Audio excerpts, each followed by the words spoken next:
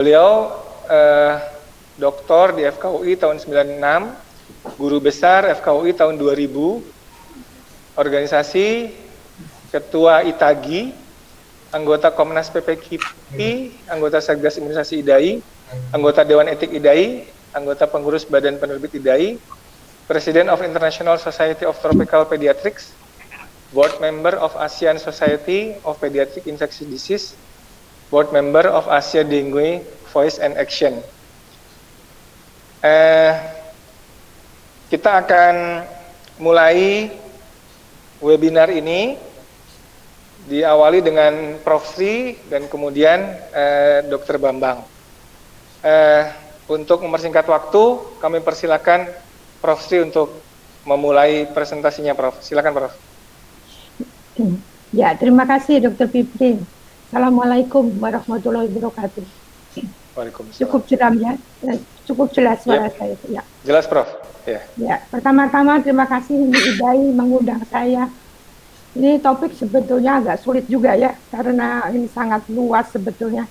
Tapi di dalam kesempatan ini saya lebih memfokuskan pada kesehatan anak yang ada di sekolah yang berasrama, khususnya di sini akan saya bicarakan tentang pesantren. Jadi yang akan saya bahas sebetulnya apa sih definisinya supaya semua sama ya, pesantren itu apa. Kemudian di dalam hal infeksi memang kita harus mengingat ada host, ada agent, dan ada lingkungan environment. Karena kita harus menjaga kesehatan anak siswa dari pesantren ini yang cukup banyak di Indonesia. Dan kemudian karena kita berhubungan dengan pandemi COVID, tentu bagaimana ini caranya supaya anak-anak kita selamat, tidak menjadi klaster penularan dari COVID-19 ini. Slide awal ini ada definisi mengenai pesantren, jadi tradisional, di mana siswanya tinggal di dalam dengan gurunya yang kita sebut Pak Kiai. Pada umumnya adalah beliau pendiri dari asrama itu, dan siswanya yang kita sebut santri tadi. Jadi istilah santri adalah sebenarnya siswa yang sekolah di pendidikan pesantren. Sebetulnya pesantren ini sudah lama sekali. Dikatakan malah mungkin sebelum Islam masuk di Indonesia, sekitar abad 16 itu sudah ada pendidikan tradisional seperti ini. Dan itu suatu produk budaya ya. Jadi memang kita harus melihat, karena lembaga ini makin lama makin berkembang, makin lengkap dengan sarana dan prasarananya, dan memberikan suatu kontribusi yang sangat besar kepada sejarah bangsa kita. Jadi dalam perkembangannya sesuai zaman tentunya dan tuntutan dari kebutuhan, maka sebetulnya pesantren itu ada dua macam. Satu adalah yang memang mendidik khusus agama saja, tetapi yang baru-baru ini banyak sekali mendapatkan suatu tambahan ilmu di dalam ilmu agama yang kita sebut pesantren modern. Di situ kurikulumnya jelas apa yang akan diajarkan seperti pada sekolah pada umumnya. Nah, mengapa santri ini menjadi perlu kita awal begitu dari Ikatan Dokter Anak ini? Karena kesehatan santri ini yang perlu kita jaga. Dalam pendidikan tradisional ini, di mana mereka hidup di asrama sehari-harinya dengan jumlah mungkin yang cukup banyak, dengan pendidikan bersama, ibadah bersama di sana, tentu kita harus membuat anak-anak ini tetap sehat, apalagi zaman-zaman yang banyak infeksi seperti ini. Jadi pencegahan tentu harus kita berikan yang utama supaya mereka terhindar dari infeksi. Kita lihat dari data Direktorat Pendidikan Dini dan Pondok Pesantren, dikatakan jumlah pesantren itu lebih dari 28.000, dengan mungkin jumlah dari pesantrennya sendiri lebih dari 3.000. Jadi itu sesuatu kelompok anak-anak kita yang memang perlu kita lindungi. Nah, di dalam hal infeksi, di dalam anak-anak yang hidup di dalam satu ruangan, di dalam satu rumah bersama, ini ada satu interaksi, terutama yang kita sebut interaksi antara host atau pejamu atau si orang itu sendiri, kemudian agent, akan saya terangkan agent itu apa, dan lingkungan. Nah, ketiga faktor ini berinteraksi sehingga siapa yang menang? Kalau hostnya sehat, hostnya imun, tentu dia akan lebih menang dibandingkan kalau ada kuman misalnya. Tetapi kalau misalnya lingkungannya sendiri sudah tidak baik, ini hostnya bisa kalah dan dia bisa menderita penyakit. Jadi interaksi ketiga ini sangat-sangat penting. Kita lihat hostnya. Hostnya di sini adalah santri. Kita tahu anak-anak yang ada di pesantren sekitar berumur 10-11 tahun sampai 18 tahun. Kelompok ini merupakan kelompok rentan sebetulnya. Kenapa rentan? Karena dia suatu kelompok transisi, dari transisi anak ke dewasa. Nah, di situ timbul masalah juga, masalah identifikasi. Dia ingin meniru siapa sih? Meniru ayahnya, meniru ibunya, meniru pamannya, meniru orang-orang yang di luar, sehingga identifikasi anak di dalam masa remaja ini penting sekali, yang ada di dalam pesantren.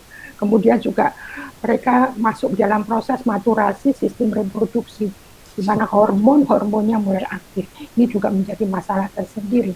Kita harus ingat bahwa mereka adalah generasi masa depan.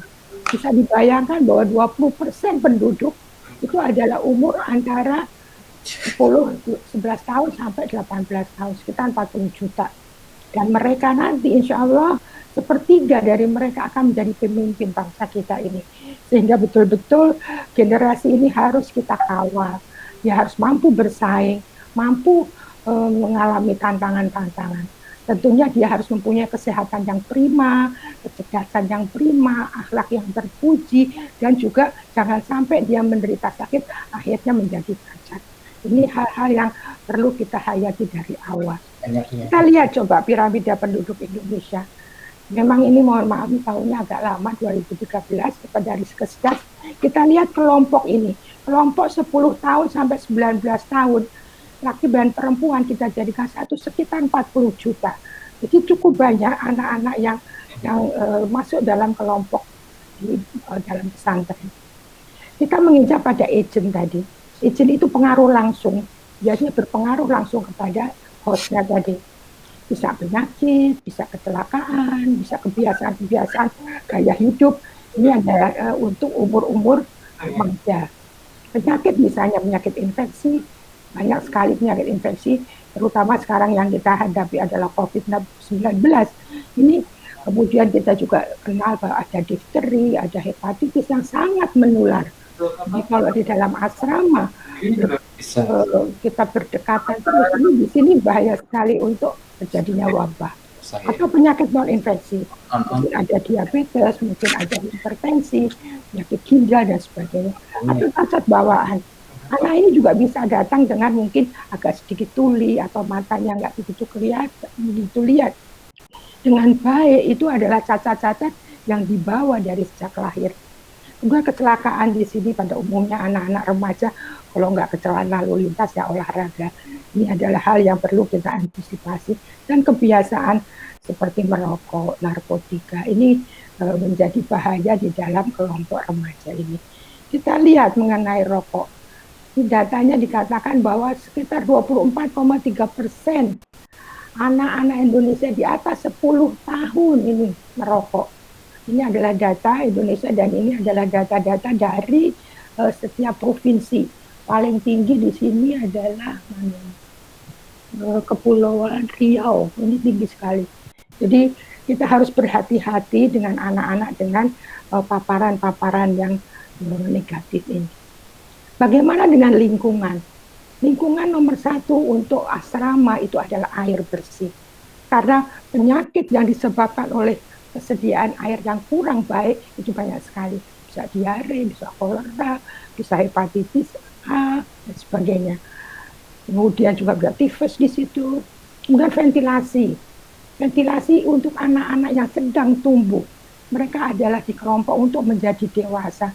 Itu paparan oksigen itu perlu sekali untuk pertumbuhan otaknya ini menjadi maksimal. Jangan dikotori dengan polusi ruangan. Ada asap rokok, asap dari dapur misalnya. Nah, ini mesti berhati-hati. Nutrisi seimbang. Di sini saya ingatkan bahwa untuk santri yang wanita ini cenderung kurang zat besi. Hati-hati sini karena mereka mulai menstruasi sehingga nutrisinya juga harus yang mengandung zat besi lebih banyak sehingga mereka tidak mengalami anemia yang menimbulkan juga kelelahan dalam berpikir, dalam menerima pelajaran. Sanitasi sangat-sangat penting. Jadi ini juga menimbulkan segala macam penyakit. Ini yang harus kita jaga, sanitasi perorangan dan sanitasi lingkungan tentu. Dan juga jangan sampai overcrowded. Jadi kapasitas dari asrama tentu harus dibenahi betul berapa kapasitasnya, jangan sampai berlebih. Karena dengan berlebih maka lingkungan yang kurang baik ini akan mempengaruhi kehidupan anak-anak kita. Kita bisa lihat di sini air minum di Indonesia ini 70,1% mereka diolah, mendidihkan dulu, dimasak. Ya, kalau yang lainnya tidak terlalu perhatian dengan air minum, padahal air minum ini penting sekali dan penyakit-penyakit ini banyak sekali berasal dari air minum. Jadi untuk air minum saya memberikan perhatian khusus, ini harus betul-betul baik yang ada di asrama. Kemudian bagaimana upaya meningkatkan kesehatan para santri ini? Satu tadi sudah kita bahas bahwa air bersih sangat-sangat perlu, juga termasuk untuk wudhu, untuk kita mengambil air wudhu sebelum sholat. Ini juga penting karena selain kita berkumur-kumur, kalau airnya tidak bersih mengandung bakteri bisa masuk jadi diare. Tingkatkan sanitasi perorangan, lingkungan, termasuk tadi saya sudah jelaskan. Dan di sini memang kebiasaan untuk makan bersama, memakai hal-hal yang bersama. Ini sekarang mungkin perlu dinilai kembali, sebaiknya mempunyai barang-barang pribadi sendiri yang terpisah dengan teman-teman. Kemudian pemberian imunisasi. Mengapa anak-anak remaja ini perlu mendapat imunisasi untuk mencegah penyakit dan juga untuk penularan kepada teman-temannya. Dan juga sekali lagi overcrowded, ruang tidur, ruang belajar, ruang makan, ruang sholat, itu semuanya harus berjalan sehingga oksigenasinya tetap dijamin untuk anak-anak kita. Hal yang penting lagi adalah hubungan pondok pesantren dengan dinas kesehatan. Dinas kesehatan ada di mana-mana, semua Pemda mempunyai dinas kesehatan. Jadi di sini pemeliharaan kesehatan anak-anak ini harus disampaikan juga pada dinas kesehatan. Mungkin kerjasamanya dengan puskesmas setempat bisa. Kenapa? Untuk apa ini? Untuk untuk mendeteksi infeksi yang menular, yang sangat penting. Ini mudah terdeteksi. Segera, jangan sampai terlambat. Misalnya ada wabah difteri misalnya. Dengan segera bisa kita atasi sehingga tidak menular ke teman-temannya. Juga misalnya pemberian imunisasi, apa yang diperlukan bisa dikerjakan oleh dinas kesehatan. Dan juga rujukan, misalnya ada kecelakaan atau mendadak anaknya kejang. Jadi sehingga ada satu hubungan untuk pemeliharaan kesehatan pada anak didik yang ada di dalam asrama. Sebetulnya di puskesmas ini ada pelayanan khusus untuk remaja yang kita sebut pelayanan kesehatan peduli remaja. Di sini lebih ke arah komunikasi, informasi, edukasi. Dan di sini dibentuk satu kelompok, kemudian bisa berdiskusi. Karena pada umumnya remaja lebih enak kalau sharing pengalaman atau curhat begitu dengan teman-teman sebaya. Sehingga di sini dibentuk suatu konseling dari mereka sendiri. Saya kira hal seperti ini bisa dikerjakan kerjasama dengan puskesmas. Mereka bisa membina misalnya setahun 2 kali, tidak usah terlalu sering, tetapi ada secara berkesinambungan sehingga mereka mendapat satu wawasan yang sehat. Kemudian mengapa remaja perlu mendapat imunisasi? Antibodi ya, kita setelah diimunisasi akan naik antibodi, anti untuk pencegahan penyakit infeksi. Nah, makin besar anak ini, titer antibodi itu makin lama makin turun, sehingga perlu diberikan ulangan. Nah, di sinilah perlunya mendapat ulangan pada waktu remaja. Kemudian juga kalau dia sudah terlalu rendah, dia sudah di bawah antibodi pencegahan, pasti anaknya tetap bisa sakit. Apalagi kalau imunisasi dasarnya tidak lengkap atau malah tidak diberikan sama sekali. Maka di sini penyakit infeksi ini sangat mudah menular kepada teman-teman yang seasrama, terutama yang sekamar misalnya. Ini saya ambil dari Google bahwa banyak berita seperti ini.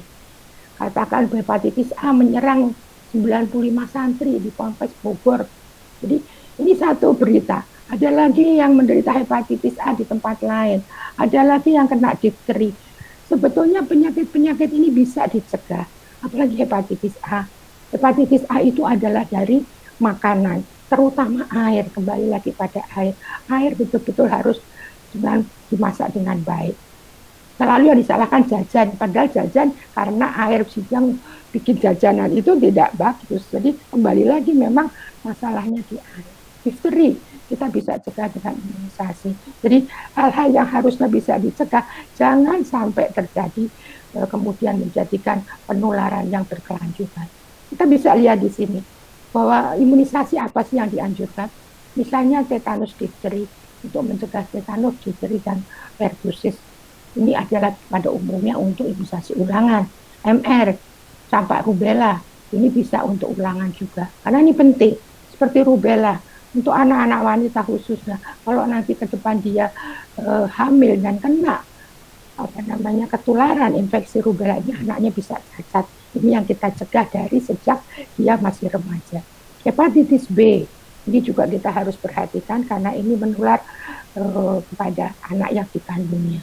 Dan dia di kemudian hari menjadi kanker hati. Hepatitis A yang sudah saya ceritakan tadi, kelihatannya anak ini istilahnya adalah penyakit kuning, sakit kuning begitu. Ini adalah hepatitis A dan ini sangat menular, untuk menjadi wabah itu sangat mudah. HPV itu adalah untuk mencegah kanker cervix khususnya untuk remaja putri.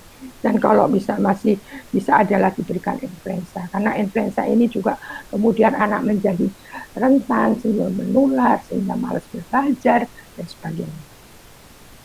Sekarang bagaimana penyelenggaraan pondok pesantren dalam masa pandemi ini? Kita sekarang sudah setengah tahun ini lebih menderita COVID-19. Kita lihat apakah terpengaruh tidak. Ini saya juga menyalin dari media massa, banyak sekali berita COVID di pondok pesantren. Kita bisa lihat di sini di Wonogiri, ada di mana itu di klaster Pondok Gontor, ada di Temboro, ada di Boyo. Banyak sekali yang dilapor-laporkan di sini. Jadi ini satu tanda bahwa kalau ada satu orang yang menderita, mudah sekali menular. Nah inilah yang saya katakan tadi, bahwa di dalam satu asrama, ini karena itu tadi kita berdekatan, berkerumun, dan selalu bersama-sama kemana-mana, penularan sangat-sangat mudah. Ini bisa dilihat dari COVID-19 ini. Ini tadi pagi saya membuka koran Kompas, ini ada di halaman 11, ada tulisan begini, kasus COVID-19 di sekolah berasrama terus bertambah. Dan di sini ada contoh-contohnya bagaimana sekolah berasrama ini bukan hanya pondok pesantren, juga sekolah polisi, asrama-asrama polisi, asrama-asrama seminari dari agama Kristen. Ini juga semua bisa tertular dan bisa dilihat sini mappingnya di seluruh Indonesia, ini terutama di Pulau Jawa, karena banyak kan asramanya ada di Pulau Jawa. Kalau kita lihat di sini, jumlah santri itu 1,4 juta, ini yang di dalam asrama, yang di luar asrama yang tidak bermukim separuh, hampir sama. Jadi kalau kita lihat jumlah santri memang cukup banyak, 2.500, hampir 3.000. Belum yang ada di asrama lain, kita 200.000. Jadi anak-anak ini memang harus diberikan satu penyuluhan khusus, beda dengan kalau anak-anak ini tinggal di rumah sendiri.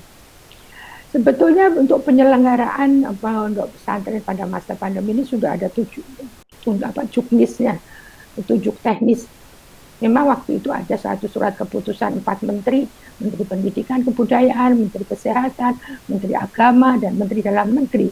Kemudian membuat satu susunan, sebetulnya kapan sih boleh buka lagi, kapan sih kita bagaimana caranya kalau mau buka dan sebagainya, itu sudah ada aturannya.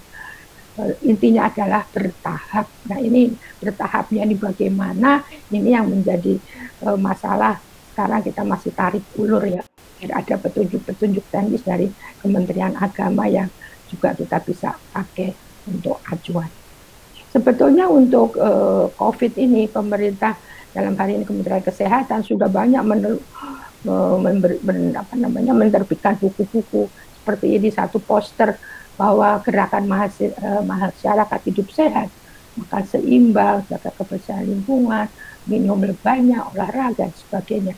Ini adalah satu himbauan dari Kementerian Kesehatan. Nah, bagaimana kita mengaplikasikan selama COVID ini? Jadi kalau kita aplikasikan, yang paling penting adalah pakai masker, jaga jarak, cuci tangan sekali lagi, atau disinfektan, dan diam di rumah. Diam di rumah berarti diam di rumah atau di asrama. Jadi di sini kita kalau di dalam asrama, tempat tidur, tempat belajar, tempat ibadah, ini harus disesuaikan betul dengan protokol kesehatan di atas. Cuci tangan sesering mungkin, pakai sabun, pakai air mengalir, pakai masker. Nah, masker ini kelihatannya sepele ya, tetapi dia berfungsi banyak sekali. Akan saya jelaskan nanti. Pakai masker selama di asrama. Dan jangan pegang-pegangan, nggak usah bergandengan, nggak usah peluk-pelukan, ya, dan jangan keluar masuk pojok pesantren, karena keluar siapa tahu ketularan di luar bawa masuk lagi, dan ini juga membuat suatu penularan sehingga terjadi klaster di dalam asrama itu. Dan saya anjurkan sebetulnya lebih baik sebelum masuk, sebelum kita daftarkan ke dalam asrama ini, lengkapi dulu imunisasi sehingga anak ini sudah imun dan sudah siap untuk bertemu dengan teman-teman yang lain. Memakai masker sebetulnya untuk apa? Untuk melindungi diri sendiri tentu, tapi juga melindungi orang lain, mengurangi penularan. Hanya yang harus diperhatikan adalah cara memakai masker yang benar. Masker yang ditaruh di dagu itu tidak pernah ada yang menyarankan. Kalau tidak dipakai ya harus kita lepas. Tapi cara melepas juga harus benar. Nah, yang di luar, bagian luar itu bagian yang sudah terkontaminasi. Jangan dipegang dan juga dibuang di tempat yang benar. Mengapa demikian? Kalau kita lihat di sini, masker ini berguna sekali. Karena kalau kita napas biasa, kita bicara biasa, mungkin ludahnya menempat, ini bisa 1,5 meter. Tapi begitu dia batuk, itu partikelnya bisa lebih jauh, lebih dari 2 meter. Apalagi bersin. Bersin katanya partikelnya kecil-kecil dan dia bisa terbang sampai lebih dari 6 meter. Jadi ini hal-hal yang mungkin kita tidak tahu karena tidak terlihat. Tetapi dengan adanya masker, ini droplet ini bisa kita cegah tidak lari kemana-mana. Sehingga penularan menjadi berkurang.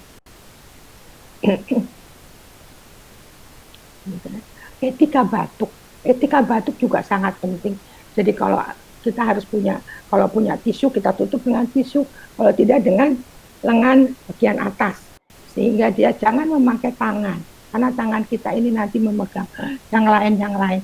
Kemudian tisu dibuang tempat yang benar, juga terutama kalau kita sedang flu itu pasti ada bersin, ada pilek, ada batuk. Nah ini hati-hati, kita harus betul-betul membuat suatu etika batuk dengan protokol kesehatan yang benar. Protokol kesehatan untuk olahraga, ini pun ada aturannya. Misalnya yang pertama di sini, kalau olahraga sendiri saja, itu jarak 2 meter nggak apa-apa. Karena kita tidak bergerak kemana-mana. Tapi kok kita sudah berjalan, jaraknya minimal 5 meter. Kalau kita berlari, jaraknya 10 meter.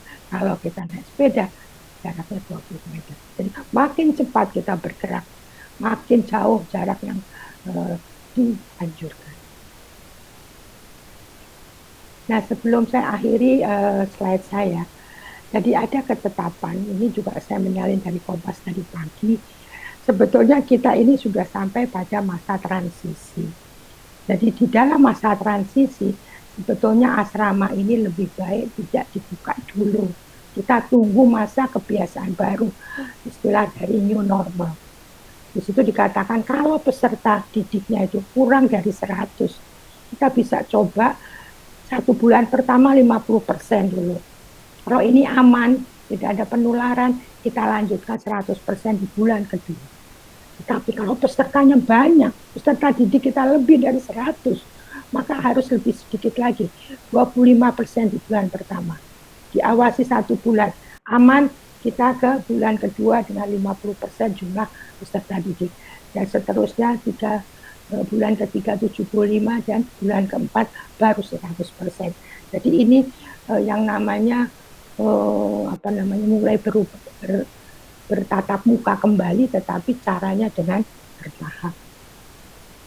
Jadi sebagai kesimpulan, dalam penyelenggaraan pendidikan dengan sarana asrama, yang sangat perlu diperhatikan adalah kesehatan siswa selama dia menempuh pendidikan. Dan diperlukan kerjasama tentu dengan dinas kesehatan. Seperti yang sudah saya katakan, dan imunisasi salah satu upaya pencegahan infeksi sangat diperlukan untuk siswa di dalam masa remaja ini. Selama COVID, sebetulnya kita sudah ada panduan dari SK bersama 4 menteri, dan kemudian mereka mengatakan bahwa pakai zona, kalau ini zona hijau boleh jalan dulu, zona-zona yang lain jangan dulu. Kita tunggu sampai semua menjadi zona hijau. Dan ini dalam SK Menteri Agama juga sama, dan lebih detail bagaimana transisi ini di dalam asrama-asrama seperti pesantren ini. Dan yang terakhir, saran dan himbauan dari Ikatan Dokter Anak. Pertama, mengingat cukup banyak klaster COVID-19 di pesantren, seperti tadi saya uraikan, sehingga dapat memperluas penularan. Dan berdasarkan SKB 4 Menteri, maka IDAI menyarankan, selama masa transisi, para santri siswa masih dianjurkan belajar di rumah secara online. Dan belajar tatap muka dapat dimulai saat ditentukan masa kebiasaan baru. Oleh siapa? Oleh Pemda setempat. Jadi Pemda mempunyai otoritas untuk mengatakan ini boleh jalan, ini belum jalan. Kemudian protokol kesehatan harus dipatuhi secara ketat. Ini yang mudah dikatakan, tapi sangat sulit dikerjakan. Dan ini memerlukan satu disiplin dari pengasuh dari asrama itu. Dan para siswa atau para santri tidak diperkenankan keluar masuk asrama, kecuali ada keperluan yang sangat penting. Dan sekali lagi, bila ada gejala demam, batuk, sesak, itu segera berobat, jangan didiamkan untuk mencegah tidak terjadinya komplikasi yang tidak diinginkan. Saya kira demikian uraian dari saya. Atas perhatiannya saya ucapkan terima kasih. Wassalamualaikum warahmatullahi wabarakatuh. Waalaikumsalam warahmatullahi wabarakatuh. Terima kasih Prof. Sangat komprehensif sekali paparannya tadi. Mudah-mudahan bisa bermanfaat buat para pendengar semua ya. Ini sudah banyak juga pertanyaan. Saya sharing sedikit. Anak saya itu 4 di pesantren, Prof. Oh ya. Dari 6 4 di pesantren. Jadi memang tadi betul sekali yang Prof katakan tentang misalkan hepatitis A itu banyak. Ya alhamdulillah anak-anak saya sih sudah divaksin semua lengkap ya sebelum masuk pesantren ya. Tapi ada beberapa temannya yang kemudian sampai cuti 3 bulan karena kena hepatitis A. Jadi ini sangat mengganggu sekali proses belajar mengajar, karena di pesantren ini memang tipikalnya anak-anak itu kebersamaan ya, makan bareng-bareng, kesana sini bareng-bareng, di masjid juga bareng-bareng ya. Jadi kalau penyakit-penyakit yang menular itu sangat mudah sekali saling menularkan di pesantren ini. Jadi ini agak ngeri-ngeri sedap ini ketika pesantren dibuka di masa COVID ini. Jadi mungkin tadi anjuran Prof tentang melengkapi imunisasi pada anak-anak kita sebelum masuk pesantren itu saya kira sangat penting sekali. Juga banyak hal ya, seperti social distancing semasa belajar, tidurnya pun dan sebagainya. Di pesantren anak saya juga sudah diberlakukan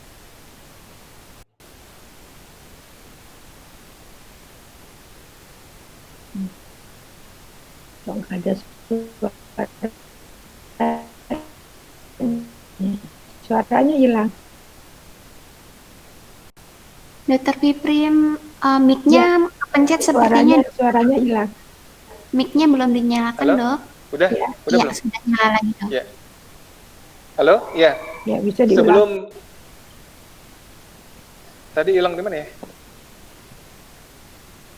Ya, nanti mungkin kita lanjutkan dulu dengan pembicara kedua, Dr. Bambang Edi Susyanto. Beliau alumni UGM dari S1, S2, dan SPA, pengajar di FKIK UMY, dan klinisi di Rumah Sakit PKU Muhammadiyah, Gemping, dan AMC Yogyakarta. Kegiatan lain juga sosial kemanusiaan dan dakwah kesehatan. Silakan Dr. Bambang untuk memulai presentasinya. 20 menit ya, Dok.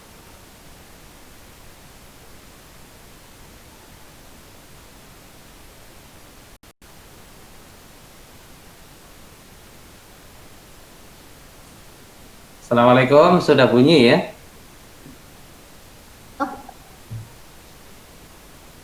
Assalamualaikum warahmatullahi wabarakatuh. Sudah, ya. Terima kasih dokter. Pertama saya mengucapkan juga terima kasih pada PPIDAI yang sudah mengundang saya untuk ikut berpartisipasi untuk seminar awam pada siang hari ini. Tadi sudah disampaikan secara lengkap oleh guru kami, sehingga saya akan sesuai dengan permintaan juga akan lebih banyak pada hal-hal yang praktis ya. Jadi aspek-aspek yang saya coba gali dari teman-teman saya, para pengelola dan guru pesantren ya. Saya sendiri tentu bukan seorang pengelola pondok pesantren dan juga bukan ustadz di pesantren ya. Saya hanya ikut-ikut bantulah sedikit ya kegiatan-kegiatan di pesantren, misalnya kegiatan kesehatan misalnya ya, penyuluhan dan sebagainya sudah coba itulah membantu itu. Nah, pada hari ini saya akan sampaikan beberapa hal. Mana ini screen-nya dari mana ya?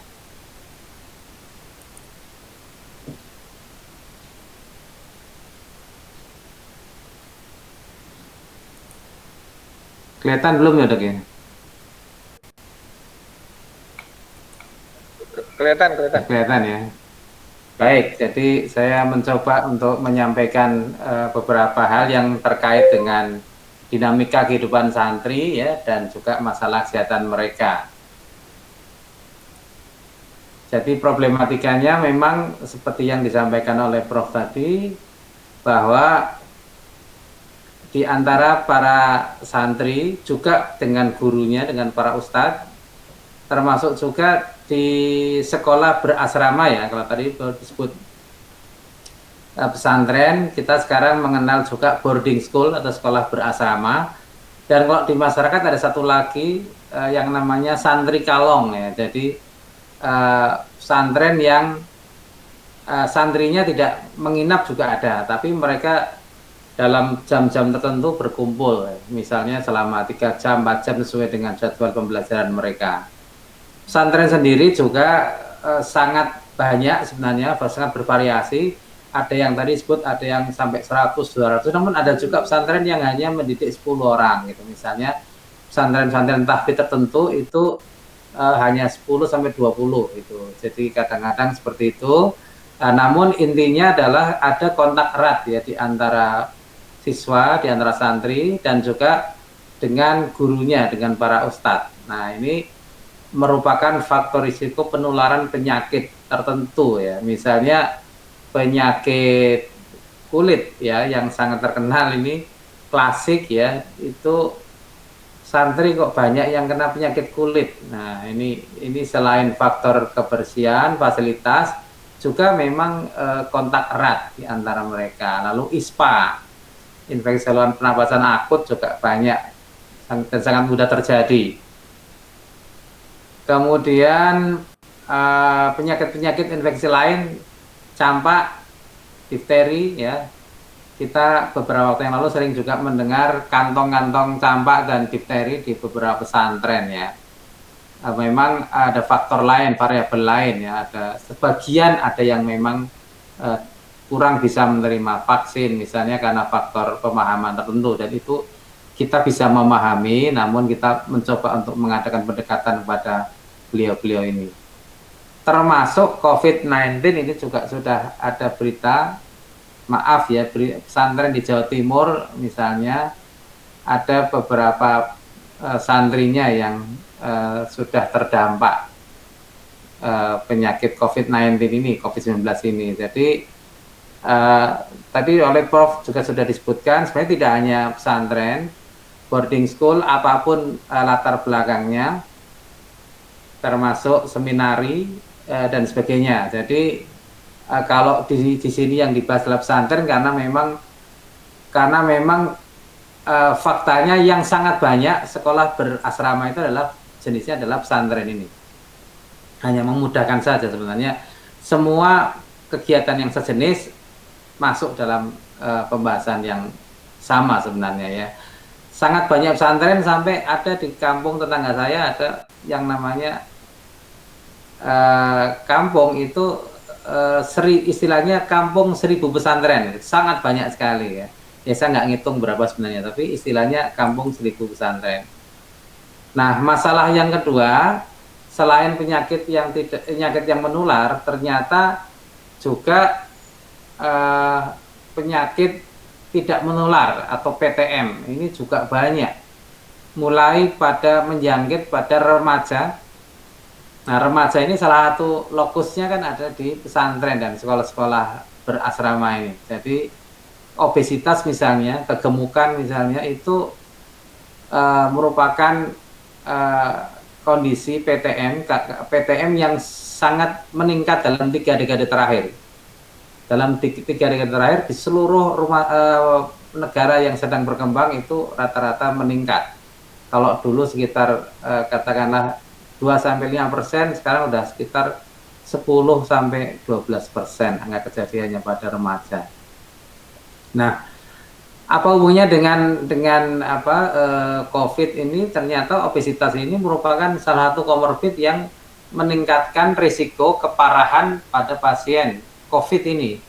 Pada DBD juga kita tahu anak-anak yang mengalami obesitas itu lebih mudah mengalami shock daripada yang tidak obesitas. Nah, pada COVID ternyata diketahui seperti kasus-kasus di US dan di China itu dikatakan bahwa pasien COVID-19 yang masuk ICU itu ya sebagian besar memang adalah orang-orang yang lansia, tetapi jika tidak lansia, jika yang masih muda, ternyata yang muda adalah yang disertai dengan obesitas. Jadi yang kelompok rentan di sana dikatakan adalah lansia dan kelompok muda yang obesitas. Nah, ini ya jadi perhatian bersama ya, bahwa remaja kita yang ada di pesantren juga terancam oleh obesitas ini sudah banyak.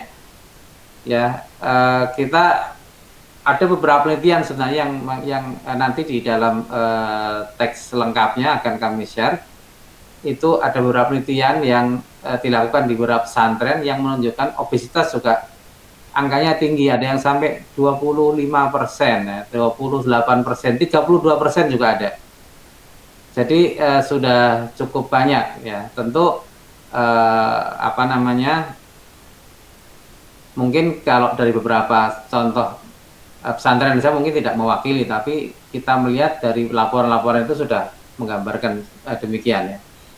Lanjut kita pada problematika yang terkait dengan pembelajaran dan COVID-19 ya. Jadi kalau IDAI itu kan menyarankan pembelajaran masih online, masih pembelajaran daring ya, dalam jaringan. Setidaknya sampai akhir tahun 2020, lalu nanti kita evaluasi lagi apakah pada awal tahun memang kita sudah pantas untuk masuk ke luring ya, luar jaringan. Mengapa? Karena ternyata dari kajian mandiri oleh IDAI pada bulan Juni ya kemarin ya, dikatakan bahwa ternyata kasus anak di Indonesia sangat besar, kematiannya juga cukup besar, sehingga tidak benar kalau anak merupakan kelompok yang tidak rentan. Ternyata anak juga rentan, termasuk remaja yang sedang kita bahas, karena pengertian anak adalah sampai dengan remaja. Nah, saya akan sampaikan ini beberapa hal yang terkait dengan saya coba survei kecil. Ada 2 kelompok yang saya survei. Yang pertama adalah kelompok guru dan pengelola dari sekolah dan pesantren ya. Ada, kalau dari 12 responden yang masuk, ini sedikit ya, tapi sampling aja lah untuk memberi gambaran. Ternyata mereka 50% ini guru, 50% adalah pengelola. Ini yang memberikan respon. Lalu sekolahnya kalau kita lihat, yang biru yang paling banyak adalah pesantren yang memang mereka tinggal di dalam pesantren itu ya, maksudnya ya. Jadi mukim, mahasiswanya mukim santrinya. Yang kuning adalah sekolah yang berasrama, boarding school. Nah, yang merah oranye ini adalah pesantren masyarakat. Jadi masyarakat nyantri tetapi hanya pada jam-jam tertentu, namanya santri kalong kalau di Jawa. Nah, ternyata kalau kita melihat ini 66% itu masih belum kembali ke daring, belum kembali ke offline ya. Jadi masih melaksanakan online. Jadi 33% kira-kira itu sudah menjalankan online, dan sudah muncul masalah-masalah sebagian. Kalau kita baca koran tadi, Prof juga sudah menunjukkan ada kasus di Jawa Timur ya, misalnya begitu. Jadi angkanya sudah lumayan ya, sepertiga yang sudah mulai kegiatan yang online, sudah offline. Lalu kalau ditanya tentang rencana kegiatan offline, ternyata cukup banyak juga yang akan memulai di bulan Agustus, September. Ya, ini Agustus, September, Oktober. Jadi tidak sampai akhir tahun, ini sudah hampir semuanya ingin memulai. Hanya ada yang menjelaskan nanti bertahap. Ada satu orang ini tadi juga menggambarkan satu pondok atau sekolahan bahwa akan dimulai setelah mereda pandeminya. Ya, setelah mereda, satu orang, jadi hanya 9%. Sisanya ingin memulai. Lalu ketika ditanya apakah mereka melakukan pengurangan siswa dalam satu kamar ya, maksudnya social distancing ya, supaya satu kamar misalnya tadinya 6 orang, 5 orang dikurangi menjadi 3 orang. Nah, ternyata ya rata-rata ini masih ingin hanya ada 7 orang atau 7 pihak yang ingin mengurangi, yang 4 tidak mengurangi ya, 4 ini tidak, 4 1 2 3 4 ini tidak mengurangi jumlahnya, tapi dengan catatan katanya nanti datangnya tapi bertahap. Jadi sesuai yang antara lain seperti yang dijelaskan oleh Prof. Rezeki tadi, supaya datang bertahap. Jadi setelah 2 minggu atau 4 minggu tidak ada masalah, baru disusul dengan gelombang berikutnya gitu. Mungkin seperempat, mungkin 50% sesuai dengan jumlah santrinya. Lalu saya coba tanya bagaimana cara mereka makan ya. Alhamdulillah sekarang hanya tinggal 16,7% yang makannya masih pakai, sekarang mungkin sebelum pandemi ya, yang masih pakai nampan atau baki yang jenisnya ya. Jadi yang lain adalah menggunakan makan bersama tapi pakai piring sendiri-sendiri, sudah alat sendiri-sendiri. Jadi sudah terpisah-pisah. Ada 16% yang masih menerapkan makan bersama, kalau orang Jawa kembul pujono, jadi satu wadah berame-rame. Tujuannya katanya sih memang untuk merintis, mengembangkan kebersamaan dan juga sikap saling mendahulukan kepentingan orang lain. Jadi nggak rebutan gitu kalau makan. Nah, dan ternyata di antara mereka 50% akan mengubah cara makan seperti itu. Jadi mungkin masih 50%-nya yang masih belum merencanakan berubah. Kita tanya apakah sudah ada penyuluhan dan pelatihan protokol kesehatan ya yang terkait dengan pandemi. Maaf ini typo. Ternyata sebagian besar 67% hampir itu mereka sudah mendapatkan penyuluhan atau pelatihan protokol kesehatan yang terkait dengan pandemi. Yang 25% sudah merencanakan, sudah lumayan baik, sudah merencanakan, namun tinggal 8% kira-kira yang belum merencanakan itu. Tentang anjuran cuci tangan pakai sabun, juga mereka menyatakan semuanya sudah. Yang merah ini sudah disampaikan dengan lisan, yang biru sudah yang disampaikan secara tertulis. Jadi sudah disertai dengan surat, disertai dengan himbauan-himbauan tertulis mungkin di lingkungan pesantren ya. Jadi rata-rata mereka sudah melakukan itu. Lalu tentang penambahan fasilitas cuci tangan ya, saya lihat kan di kampus-kampus, di kantor-kantor ada penambahan alat cuci tangan di luar ya. Ternyata juga lumayan 66% itu sudah memberikan penambahan fasilitas, dan yang sisanya adalah merencanakan namun belum melaksanakan rencana itu. Peraturan untuk perubahan penjengukan menengok santri, mereka rata-rata sudah merencanakan dan melaksanakan bahwa santri tidak boleh dijenguk pada masa tertentu ya. Mungkin mudah-mudahan paling tidak mereka bisa menerapkan sampai akhir tahun paling tidak. Lalu ini para ustadz juga punya harapan kepada para orang tua ya. Intinya mereka ingin bekerja sama di dalam menjaga anak-anak mereka supaya tanggung jawab itu menjadi tanggung jawab bersama ya. Selama di rumah ya dibimbing oleh keluarga. Nanti kalau udah masuk pesantren ya dibimbing oleh ustadz. Nah, lalu diharapkan mematuhi protokol ya, semua protokol kesehatan dan seterusnya. Ini nanti ada di naskah lengkap, nanti akan kami share. Ini hanya sekedar gambaran. Juga kepada pemerintah, para ustadz memberikan himbauan dan harapan ya supaya pemerintah lebih fokus terhadap keamanan dan keselamatan warga ya, termasuk remaja yang akan terdampak ya. Juga memberi penyuluhan dan membantu fasilitas kepada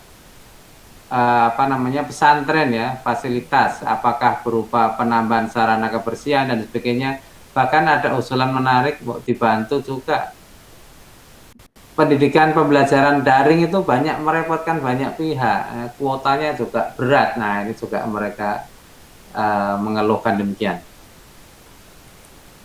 Nah, ini Dr. Piprim, Prof, mereka juga menyampaikan harapan kepada IDAI ya usul-usulnya bagus-bagus, lengkap. Nanti kami sampaikan juga ke Dr. Piprim sebagai sekjennya IDAI ini, mudah-mudahan bisa.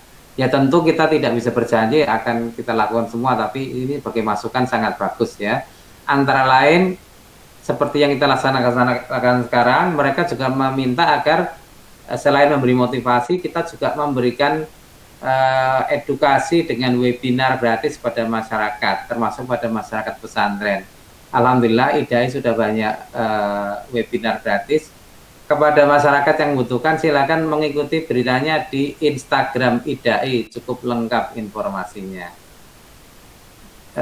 Kemudian juga mereka mengharapkan teman-teman dokter itu IDAI maupun ID ya pada umumnya itu bersedia melakukan pendampingan, apakah dengan online maupun offline ya, pendampingan pesantren ini yang mereka juga mengharapkan, dan seterusnya nanti lengkapnya ada.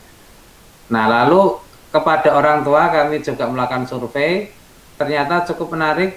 Orang tua yang menjadi wali atau orang tua siswa pesantren itu ternyata banyak juga tenaga kesehatan. Tadi Dr. Piprim kan ada 4 orang dari 6 orang putranya yang di pesantren itu. Ternyata kira-kira di sini hampir 60% ternyata pesantren kita orang tuanya adalah umum non kesehatan, tapi 41% adalah tenaga kesehatan.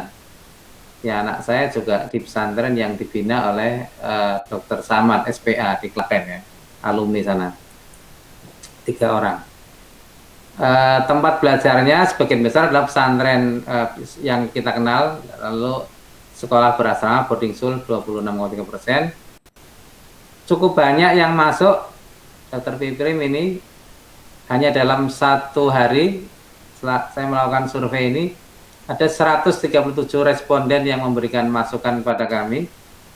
Jadi mereka menyatakan 40% sudah masuk. Ini angkanya hampir sama dengan keterangan dari Ustadz. Walaupun tadi Ustadz hanya 12 orang, ini dari 130 orang ternyata hampir sama angkanya ya. Tadi sekitar 33% tadi menurut Ustadz sudah offline. Menurut orang tua ternyata 40% sudah offline ya. Kalau melihat angka ininya, jumlah peserta partisipannya ini mungkin lebih mewakili. Nah, tentang prosedur sebelum masuk pesantren, mereka memahami bahwa rapid test dianggap penting, dianggap perlu selain isolasi mandiri. Jadi ini angkanya berhimpitan karena banyak di antara mereka yang mengisi dua-duanya ya. Artinya ini 56%, di sini 78%. Jadi dua-duanya dipilih. Sementara yang memilih PCR hanya 17%. Yang memilih ini artinya mengetahui bahwa informasi dari pesantren akan melakukan ini ya. Misalnya di Jawa Timur ada pesantren yang memang sudah memiliki fasilitas PCR sendiri. Jangan-jangan ini dari sana karena mereka tahu bahwa ini akan di PCR dulu. Terus tentang penyuluhan protokol kesehatan dikatakan ini sudah rata-rata sudah dengan online, melalui online dengan sekolah atau pesantren, lalu sudah dari pihak lain ya 16%, tapi belum. Ini juga angkanya mirip dengan yang dari guru atau ustadz tadi. Nah, tentang apakah mereka setuju atau tidak untuk segera masuk pesantren, ternyata lebih kurang separuhnya, 50% menyatakan belum setuju. Jadi masih di antara orang tua yang kalau bisa ya masih online dulu gitu. Nah, ini juga saya sampaikan supaya kalau ada ustadz-ustadz yang ikut juga webinar ini, karena setahu saya webinar ini juga dapat diikuti oleh media dan juga oleh awam, oleh masyarakat umum. Ternyata hampir 50% masih belum setuju untuk masuk ke pesantren. Ini aspirasi ya, kami menyampaikan saja karena saya melakukan survei, jadi ini harus saya sampaikan. Orang tua menyampaikan harapan pada pesantren ini macam-macam, banyak ya. Ya kalau tadi termasuk kalau bisa online dulu dan sebagainya, lalu protokol kesehatan harus dijaga dengan ketat ya, lalu lebih berhati-hati. Mereka setuju untuk menjadi tempat yang belajar yang aman dan sebagainya ya. Lalu kepada pemerintah, mereka di sini juga nyata ingin mendapatkan fasilitas ya untuk agar dibantulah pesantrennya. Kalau perlu, mereka mengharapkan santri yang akan rapid test digratiskan begitu. Syukur-syukur ustadznya juga gitu. Ini permintaan dari para orang tua ya, harapan orang tua ya. Pengawasan dan sebagainya ini supaya lebih baik. Lalu kepada IDAI, mereka juga para orang tua juga menyampaikan harapan banyak, nanti lengkap kami kirimkan kepada Dr. Piprim selaku sekjen. Namun intinya juga mereka juga minta pendampingan, kalau bisa pendampingan baik offline maupun online. Jadi minta bimbingan dari IDAI selain dari pemerintah. Nah, ini dok yang kami sampaikan dari hasil survei yang sesaat kami lakukan. Alhamdulillah cukup mendapat respon dari masyarakat di sekitar DIY, namun kayaknya ada satu sedikit yang memang berasal dari Jawa Timur yang memberikan respon, karena saya juga punya relasi beberapa teman yang menyekolahkan anaknya di pondok di Jawa Timur. Demikian Dr. Piprim, Prof, maaf saya sudah menyampaikan dari saya aspek-aspek praktis terkait dengan aspirasi dan kenyataan yang ada di masyarakat, termasuk pada guru dan para orang tua dan wali siswa, santri. Demikian, Dr. Baik, terima kasih Dr. Bambang. Sangat menarik surveinya ya.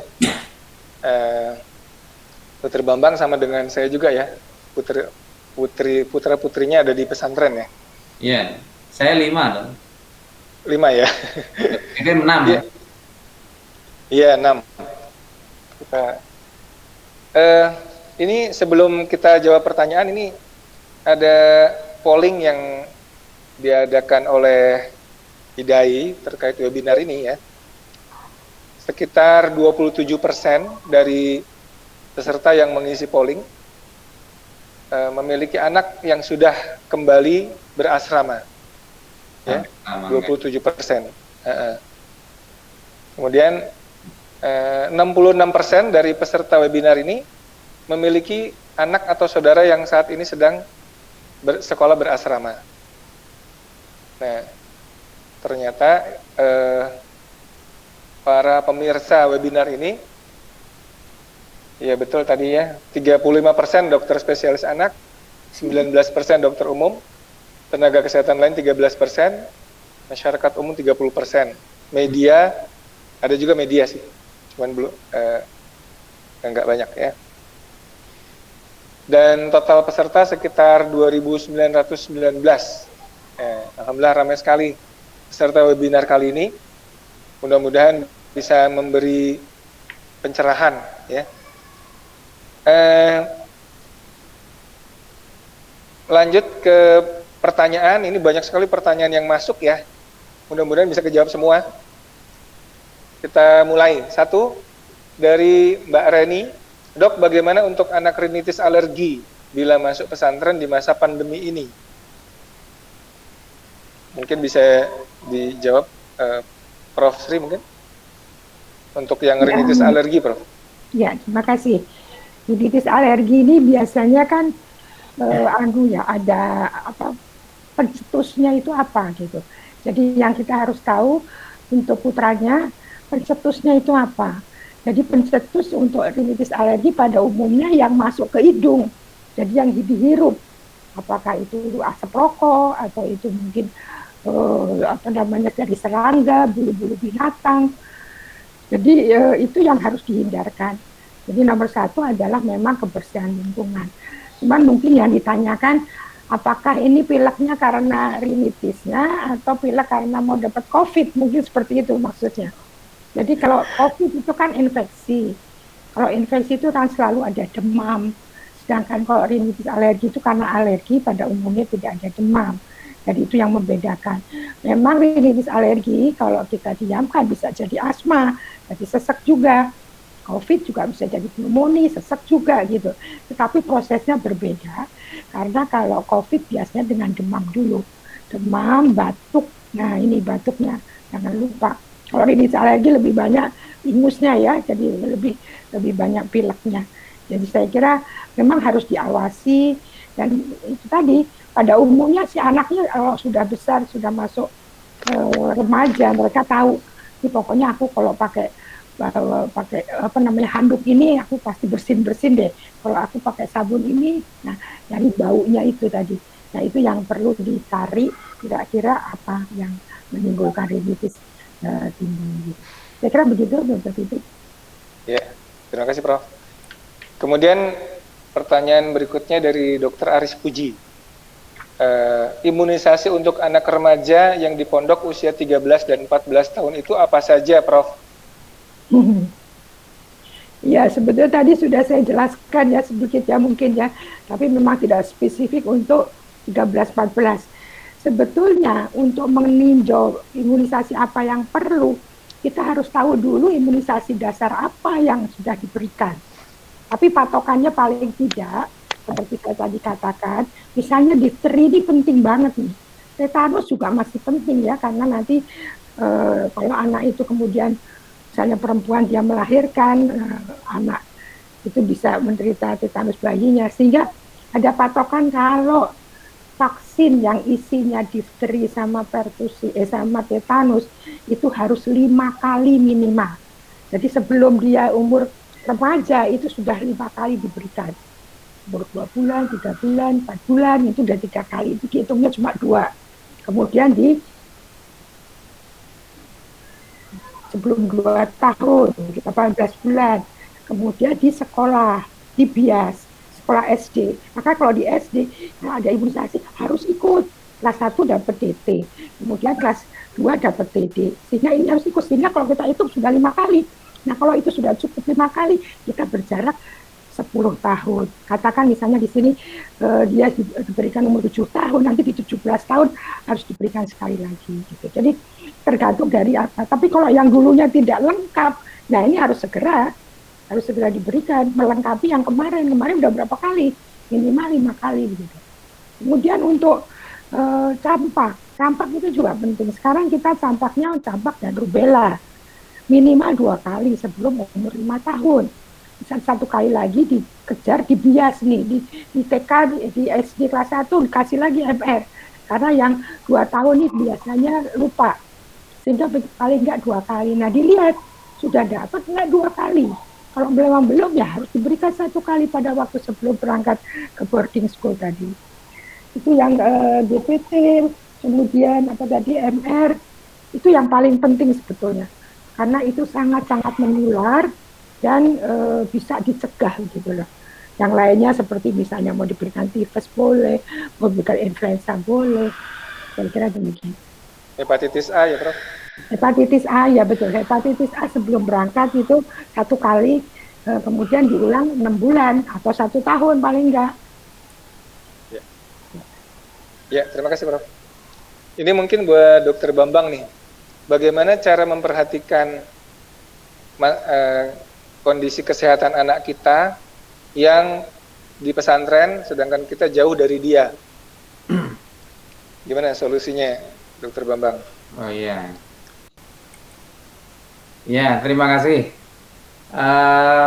Saya juga membaca di antara harapan para pengelola dan guru terkait dengan pertanyaan ini, Dok. Jadi untuk penanya, saya kira ini kita sinkronkan ini. Jadi bukan hanya teori, tapi memang mereka juga mengharapkan agar orang tua bisa memantau, berkoordinasi dengan guru dan pengelola. Silakan. Jadi yang diefektifkan sekarang itunya. Kalau dulu kan, kalau beberapa pondok memang melarang santri membawa gadget ya, dilarang bawa gadget. Tapi ada juga pondok yang membolehkan santri membuka gadget setiap akhir pekan misalnya, ada juga seperti itu.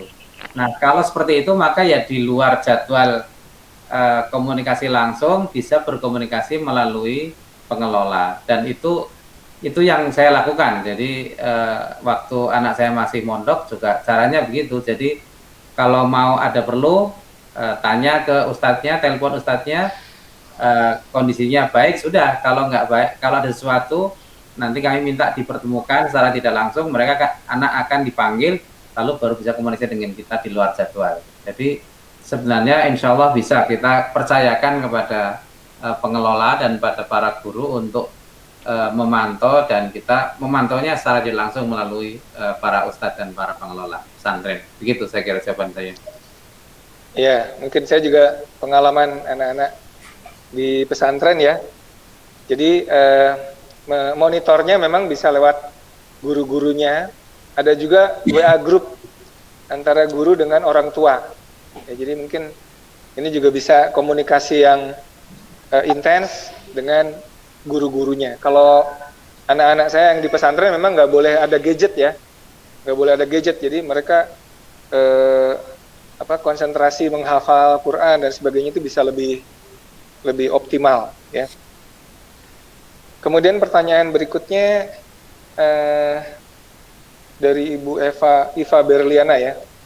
Alhamdulillah materi ini sangat dibutuhkan untuk memutuskan apa anak harus balik ke pondok atau bagaimana. Kami tinggal di zona oranye penyebaran COVID, sementara pihak pondok sudah menjadwalkan untuk kembali ke pondok awal Agustus.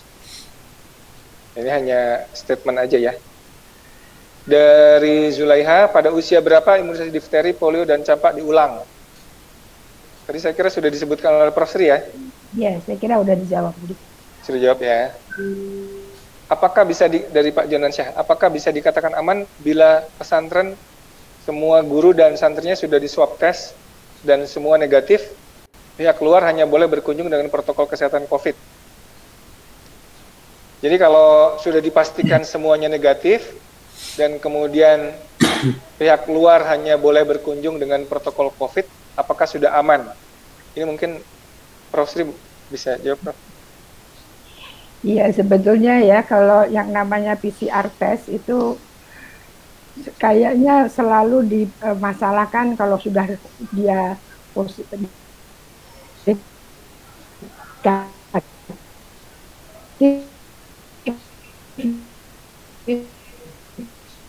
itu nggak aman betul. Sebetulnya enggak juga. Tergantung dari timingnya. Pasti kalau dia sudah memang tidak bergejala atau bagaimana, karena negatif, tesnya negatif, tetap harus dimonitor paling mudah begitu. Jadi di pondok itu tetap harus dimonitor walaupun dia negatif. Ya, jadi sudah negatif, karena timingnya beda-beda. Ada yang baru mungkin sehat sama sekali, ada yang baru kontak. Nah, di sini yang paling penting adalah kontak. Jadi sebetulnya selalu anak itu harus mengisi formulir, ditanyakan di situ apakah di rumahnya ada yang sakit atau tetangganya, atau dia baru bepergian ke tempat yang memang ada zona merah. Jadi itu menjadi pegangan karena pada anak biasanya kontaknya ini yang lebih jelas. Gejalanya mungkin berbeda-beda. Kalau orang dewasa jelas ada demam, batuk, sesak. Kalau anak-anak kadang-kadang keluarnya diare, keluarnya muntah. Jadi tidak selalu didahului dengan demam, batuk, kemudian sesak. Nah ini yang mungkin perlu perhatian, walaupun swabnya negatif, bukan berarti 100% aman. Tetap harus monitor gejala yang timbul. Saya kira itu. Iya, Prof. Terima kasih. Bagaimana tanggapan dokter terkait konsep ponpes kami yang akan buka 1 Agustus, bulan Agustus, kami lakukan swab test 100%, dan bagi yang negatif masuk ponpes. Kemudian ponpes melakukan karantina mandiri selama pembelajaran, di mana santri dan guru tidak boleh keluar. Bisa kira mirip dengan yang tadi ya. Tapi mungkin jadi dipastikan ya, dulu. Yang apa namanya Agustus itu kenapa Agustus? Karena katakan DKI. Kalau DKI karena Pak Anies bilang, wah ini transisinya harus diperpanjang gitu. Jadi ini dalam masa transisi diperpanjang sampai 31 Juli. Berarti Agustus sudah aman dong. Dan nanti dinilai lagi pada tanggal 31 Juli itu dinilai apakah betul. Karena untuk penilaian zona ini kan dari epidemiologi, kemudian dari berapa jumlah positif yang confirm, berapa yang meninggal, berapa artinya itu RT-nya ini adalah jumlah penularan harus di bawah 1. Nah itu semua dinilai. Kalau nanti tanggal 31 insya Allah semuanya baik, nah mungkin kita jadi zona hijau go boleh jalan. Tapi kalau misalnya nanti masih jelek, jangan-jangan transisinya diperpanjang lagi begitu loh. Nah ini masih sangat fleksibel, tapi ya saya kira memang kita juga bisa menentukan Agustus harus bisa begitu, tuh kayaknya masih belum. Karena kalau lihat di DKI aja belum turun, itu masih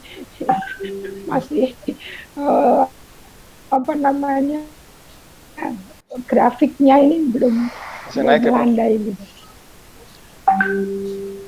Selanjutnya makanya masih mengerikan. Selanjutnya anak yang sudah imunisasi hepatitis A dan B lengkap pada usia 2 tahun, apakah perlu booster saat remaja, Prof? Ini usia 2 tahun. Kalau betul memang sudah lengkap, itu nggak perlu diulang. Cuma kalau ada penularan gitu loh, misalnya temannya sekelas nah hepatitis A, nah ini kan harus hati-hati. Lebih baik semuanya diperbarui. Atau hepatitis B, kalau misalnya dikontak di rumah ayahnya atau ibunya ternyata hepatitis B positif, tes dulu, kan bisa dites di laboratorium, masih di atas 10 mikroliter enggak. Jadi tergantung dari situasinya apa. Kalau sudah diberikan lengkap, kayaknya sih nggak perlu diulang. Ini ada pertanyaan ke saya ini. Anaknya yang di pesantren apa sudah mulai masuk? Ya, sebetulnya saya inginnya anak-anak itu masih daring. Ini anak saya 2 yang di pesantren. Saya maunya daring ya.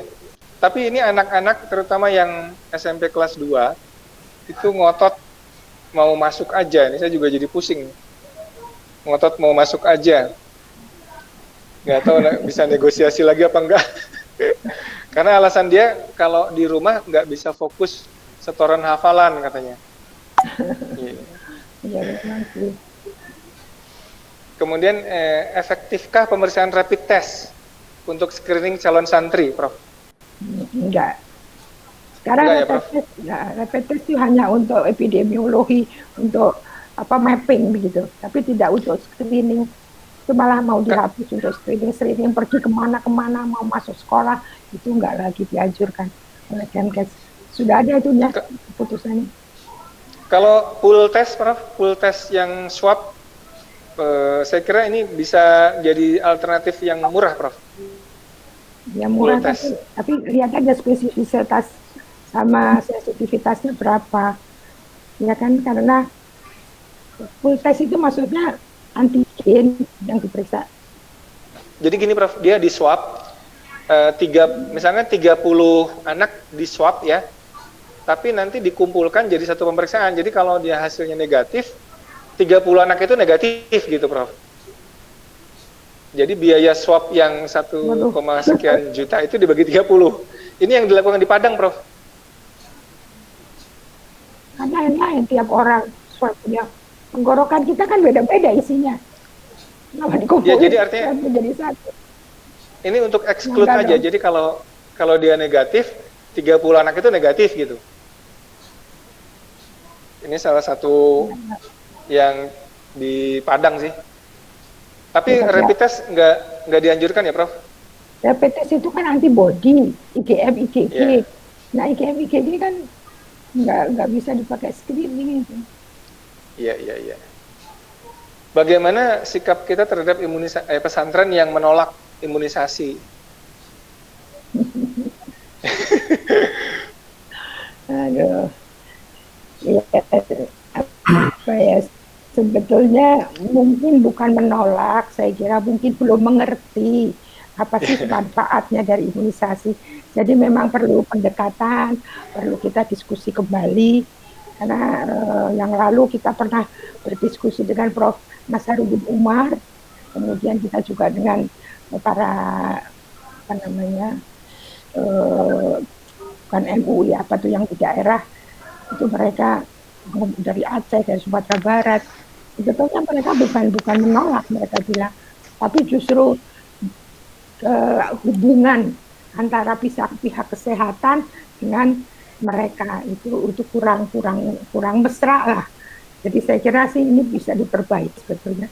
Bisa dua-duanya harus berbesar hati dan kemudian bisa mengatakan yang sebenarnya itu apa. Dan ini yang mungkin perlu pendekatan. Perlu waktu untuk bagaimana menjelaskan. Saya kira sih sebetulnya mereka bukan tidak mau ya, tapi mungkin perlu satu penjajakan kembali. Saya kira yang di sini mungkin kalau perlu IDAI bisa masuk, karena yang lalu itu kita selalu teamworknya adalah MUI, kemudian Dinas Kesehatan setempat dan IDAI. Jadi pada tempat-tempat tertentu yang minta, kita datang ke sana dengan 3 komponen itu. Jadi saya kira ini bisa diteruskan, nanti disampaikan pada pimpinan IDAI untuk membentuk satu teamwork kalau diperlukan. Iya. Mungkin pendekatannya lebih personal ya, Prof, lebih persuasif. Ya, itulah betul. Iya. Ini ada lagi dari Bu Ingrid Galuh. Bagaimana IDAI melihat, katanya kalau ada pasar positif COVID kan ditutup pasarnya. Tapi kalau pesantren positif COVID kok nggak ditutup katanya.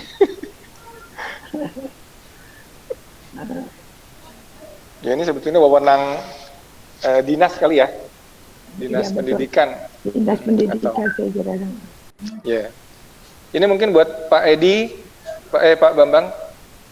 Kalau pesantren modern bisa social distancing ketika tidur, tapi di pesantren kami yang masih tradisional tidurnya deket-deketan banget katanya. Bagaimana menanggulangi itu? Iya. Gimana, Dokter Bambang?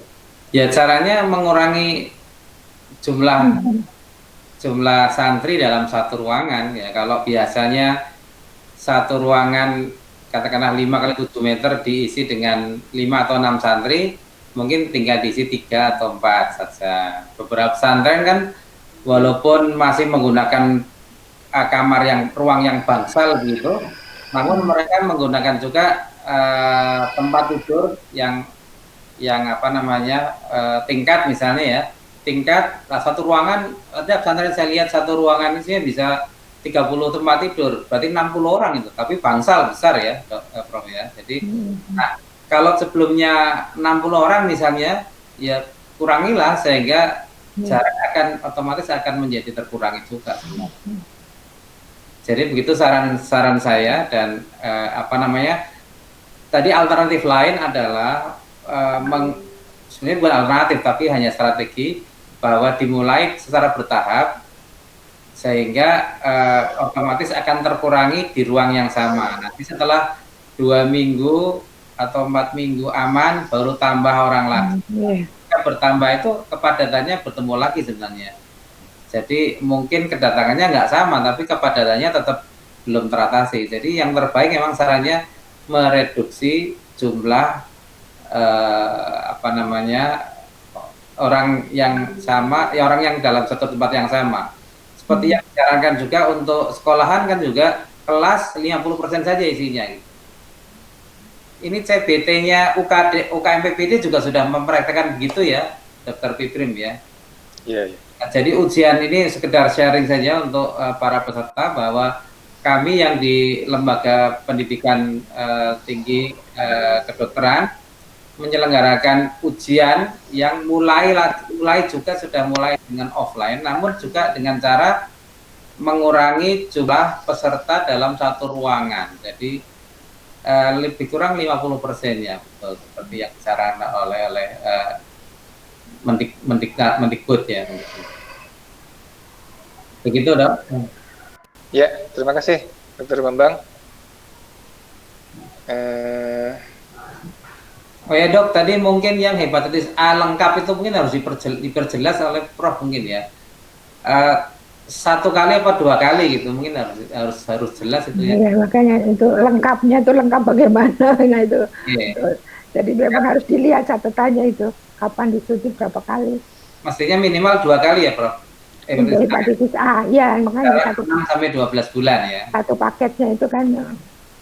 Betul. Iya, iya. Okay. Saran dari Bu Ingrid, surveinya ditambah responden katanya. Pak Bambang. Iya. Via telepon. Masih berjalan. Ini tadi. Masih berjalan ya.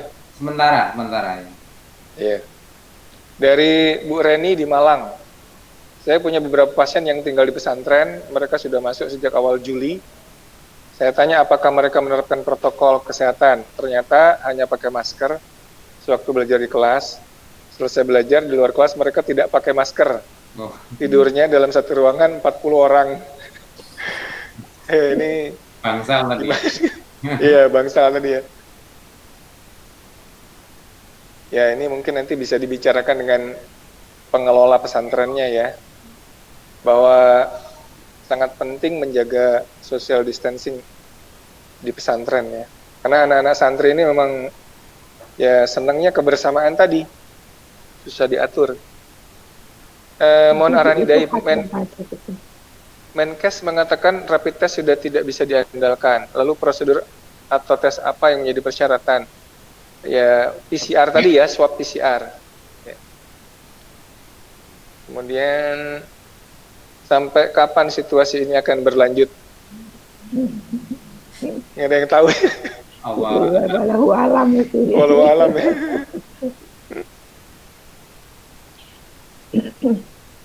Ini saya kira masih sama dengan soal-soal yang sebelumnya. Bagaimana prosedur yang aman ketika sebuah pesantren akan mulai offline? Apakah cukup karantina 14 hari sebelum masuk asrama dan dengan rapid test? Apakah dengan rapid test sudah cukup? Mengingat banyak kejadian rapid test positif palsu atau negatif palsu. Mohon pencerahannya, Dok. Tadi sudah dijawab oleh Prof. Sri bahwa rapid test ini nggak bisa dipakai ya, Prof, untuk screening ya? Tidak dipakai lagi. Ya, tidak dipakai lagi sebetulnya ya. Anak saya golongan darah A resus positif. Saya baca kajian golongan darah pasien COVID-19 yang membahas bahwa golongan darah A sangat rentan COVID. Ini saya baru dengar nih malah. Ada komentar, Prof? Enggak, saya kira itu memang sering ada seperti itu, tapi tidak ada evidence-nya, saya kira. Evidence-nya, buktinya belum sahih ya. Jadi saya kira semua golongan darah ya rentan lah. Ini ada lagi, bolehkah santri yang punya penyakit asma kembali ke pesantren di masa COVID ini? Maksudnya asma, dia takut kena COVID, Prof. Itu hampir sama dengan rinitis alergi tadi ya. Jadi sebetulnya kalau asmanya ini memang masih sering kambuh, ya ini hati-hati. Tapi kalau asmanya sudah jarang-jarang kambuh juga mungkin nggak apa-apa ya. Cuma harus diingat itu tadi. Ya ada demam, kalau ada demam, sesak napas, nah ini mesti hati-hati. Memang kalau dibawa ke rumah sakit, difoto ketahuan lah. Untuk COVID kan khas sekali untuk foto dadanya ya. Tapi paling enggak kalau dia masih sering kambuh, saya kira sih ya jangan masuk dulu lah. Berbahaya ya. Ya. Kemudian ini ada salah satu santri yang baru di pesantren yang terkena COVID. Apakah boleh diberlakukan belajar offline? Mengingat COVID-19 ini mudah tertular. Jadi di pesantren itu ada yang terkena COVID gitu ya maksudnya ya? Ada santri baru. Jadi nggak pulang, diisolasi. Ini gitu. baru mau masuk, Prof. Ya, baru mau masuk. Saya kira kalau sudah ada yang kena COVID mau mungkin. masuk ya jangan diterima dulu. Jangan ya. Iya, jangan ya, dulu. Diterima dulu mungkin lebih baik karantina mandiri di rumahnya dia. Iya. Kalau belum ada gejala kan bisa karantina mandiri dulu. Online dulu ya, Prof. Online dulu lah sampai betul di swab 2 kali negatif berturut-turut itu. Ini ada Karena lagi 2 kali, 1 kali aja katanya. Mau tanya, apakah penggunaan masker bisa digantikan dengan cadar? Gimana, Prof? Cadar. Ini masker kain juga saya kira ya. Jadi sebetulnya masker itu kan macam-macam ya. Yang penting kalau misalnya tergantung dari bahan yang dipakai. Jadi kalau kita pakai masker kain itu pun harus berlapis kan. Berlapis, kalau bisa 2 lapis, di tengahnya dikasih lagi 1 lapis lagi. Jadi 3 lapis sebetulnya untuk yang masker kain. Nah kalau cadar nggak tahu apakah bisa dibikin lapis-lapis begitu. Dan sebetulnya masker ini harus dicuci, begitu selesai ya mungkin sehari bisa 2-3 kali kita ganti. Apakah cadar juga diganti? Itu kan susah, dia kan jadi satu sama jilbabnya. Mungkin itu kalau menurut saya karena kebersihan masker itu bagian luar ini kan bagian yang paling kotor sebetulnya. Nah kalau cadar nanti dibuka, dilipat lagi, nanti dipakai lagi. Saya kira fungsi maskernya jadi tidak tepat. Ya, dari Prof. Munar Lubis sangat bermanfaat dan insya Allah Dok diterapkan nantinya. Terima kasih Prof. Terima kasih Prof. Munar.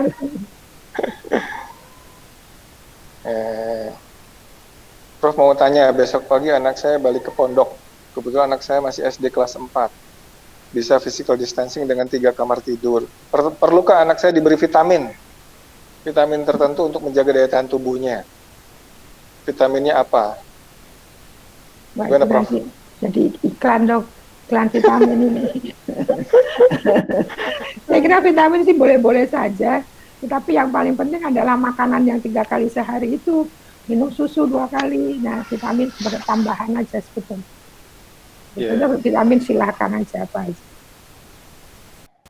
Apakah dalam kondisi sekarang jenis makanan sayur lauk yang disarankan buat memperbaiki daya tahan selain social distancing, imunisasi dan lain-lain? Nggak ada sih, nggak ada spesifik kan sebetulnya. Yang penting kan 4 sehat 5 sempurna itu harus ada. Jadi harus ada tepungnya, karbohidratnya, ada protein, ada lemak. Saya kira susunannya seperti itu. Dan sebetulnya apakah kalau di pesantren itu masak sendiri atau dimasakkan oleh pondok pesantrennya? Kalau yang modern dimasakkan, Prof.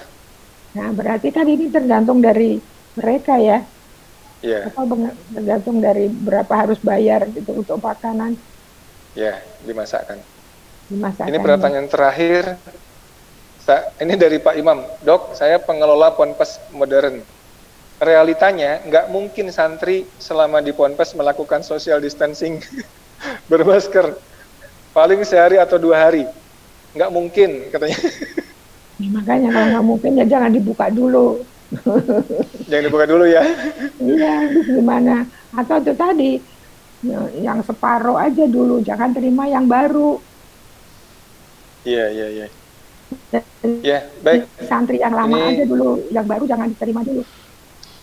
Yang baru masih online dulu aja ya, Prof? Iya, betul. Baik, ini waktu kita sudah sampai di akhir. Mungkin ada kata penutup dari Prof. Sri. Bisa disampaikan, Prof? Silakan. Aduh, terima kasih, Dr. Piprim. Ya, pada ibu-ibu dan bapak-bapak sekalian, sebetulnya untuk saya ini juga saya belajar bagaimana cara hidup di pesantren ya. Jadi sesuatu yang harus kita terima kita usulkan bahwa anak-anak kita ini jangan sampai lebih jelek kalau dibandingkan di rumah. Ilmunya bertambah terus, tetapi kesehatan itu juga harus bertambah. Apalagi tadi ada yang menanyakan gimana kalau anaknya stres, gimana menghubungi dari rumah. Nah, itu hal-hal psikologis seperti itu jangan sampai terjadi. Jadi kita harus tahu psikologis remaja misalnya. Remaja itu senangnya berkelompok. Jadi di dalam asrama itu kalau bisa ada satu tim begitu ya. Tim berberapa, bertujuh atau bersepuluh atau berlima. Sehingga mereka itu dekat. Kadang-kadang mereka bisa curhat kalau kepada sesama teman. Nah, nanti kalau dia kelihatannya nih kalau ada masalah, temannya bisa memberitahu kepada pengasuh pondok pesantren. Jadi dibuat semacam kelompok-kelompok kecil begitu. Jadi mungkin karena anak-anak remaja itu temen itu nomor satu, sehingga orang tua kalau udah gitu udah dilupakan. Makanya putranya Dr. Piprin juga pengen cepat kembali ke sana karena di rumah dia udah nggak kerasa begitu. Jadi ini harus dimanfaatkan oleh kita di dalam pondok pesantren itu.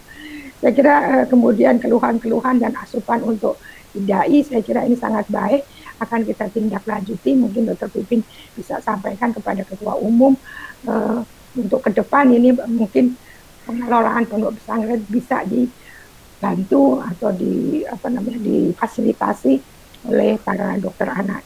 Karena di seluruh Indonesia saya kira kita punya cabang sehingga bisa ikut membantu kesulitan-kesulitan apa yang terjadi.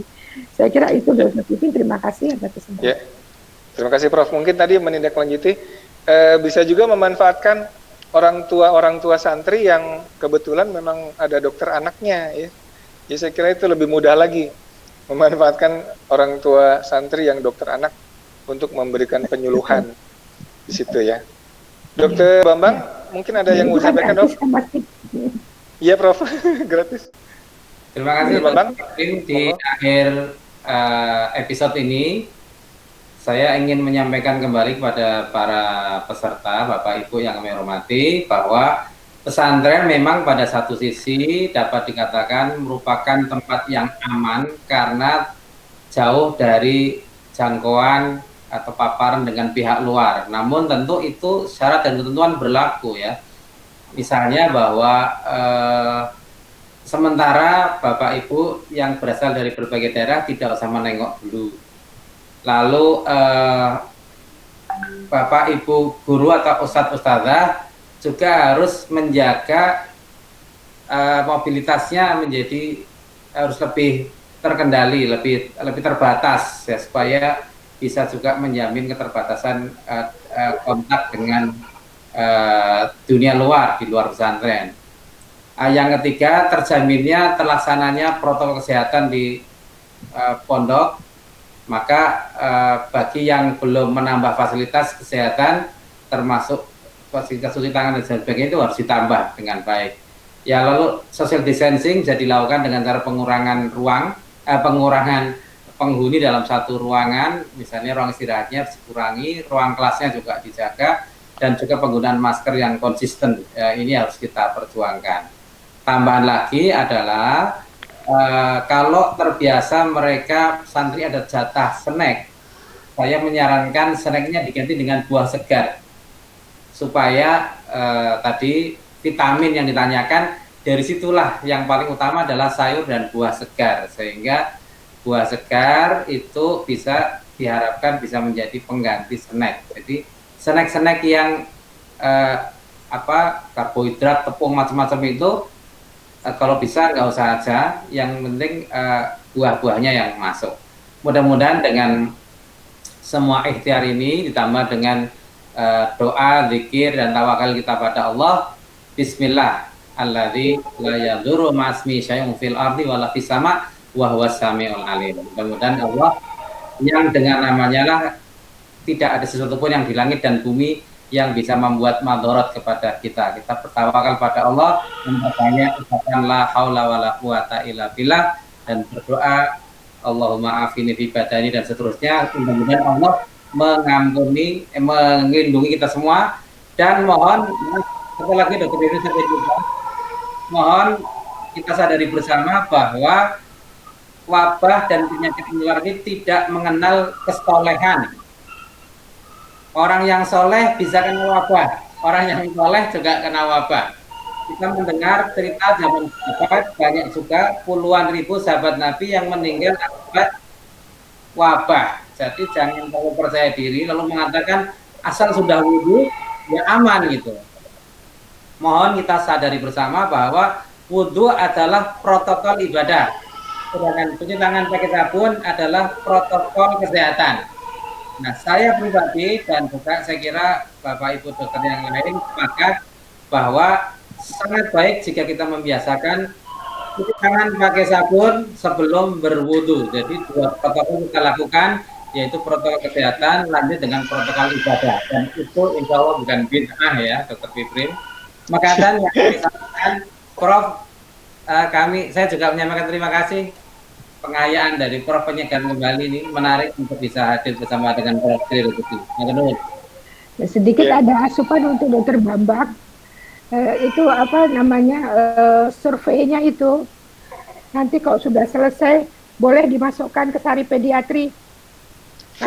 Iya tuh bagus tuh. Itu bisa menjadi satu kajian yang saya kira belum pernah ada itu. Saya kira bisa masukkan kepada redaksi. Saya kebetulan ada di sana. Terima kasih. Terima kasih Prof. Insyaallah. Baik, terima kasih Prof Sri, Dr. Bambang. Kita sampai kepada penghujung acara kali ini. Mudah-mudahan apa yang kita sampaikan tadi bermanfaat ya buat para pemirsa, dan demi kesehatan anak-anak kita khususnya yang masuk ke pesantren atau boarding school ya. Terima kasih, saya tutup. Assalamualaikum warahmatullahi wabarakatuh. Waalaikumsalam. Waalaikumsalam.